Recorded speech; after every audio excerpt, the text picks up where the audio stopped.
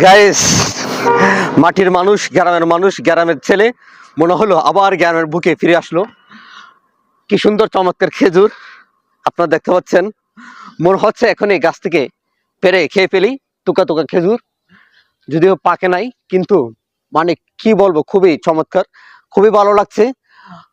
চোখের সামনে এরকম খেজুর মানে ঝুলিয়ে আছে, মনে হচ্ছে কোন একটি জান্নাতে আছে, চোখের সামনে খেজুর ঝুলিয়ে আছে, ফল ঝুলিয়ে আছে, খাই ফেলবো, এরকম এরকম একটা ভাইব।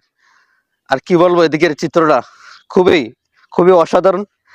এই পানিগুলা যখন আপনারা হাত দিবেন বা ফিল নিবেন, মনে হবে যে মহানব আকাশ থেকে যে অরিজিনাল পানি জমিনের বুকে ছেড়ে দিয়েছেন, একদম ক্লিন, একদম ক্লিন ক্লিন।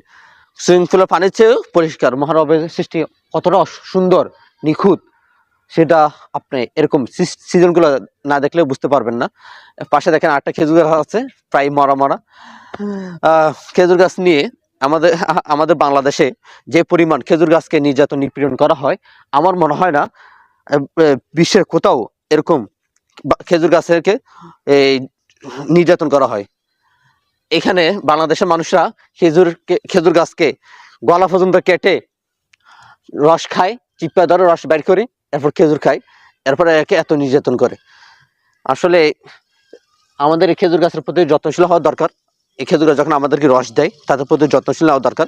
বাংলাদেশ সবচেয়ে অবহেলিত গাছ হচ্ছে খেজুর গাছ, এই জন্য এদের প্রতি আমাদের অবশ্যই যত্নশীল হইতে হবে। তা আমি একটা মেসেজ দিব ভিডিওর মাধ্যমে, গাছকে ভালোবাসুন, গাছ আমাদের পরম বন্ধু। গাছকে কখনো কষ্ট দিবেন না, প্রয়োজন ছাড়া গাছের পাতাও ছিঁড়বেন না, কারণ আমাদের নবী গাছের পাতাও ছিঁড়তে নিষেধ করেছেন। আমরা গাছের প্রতি যত্নশীল হব।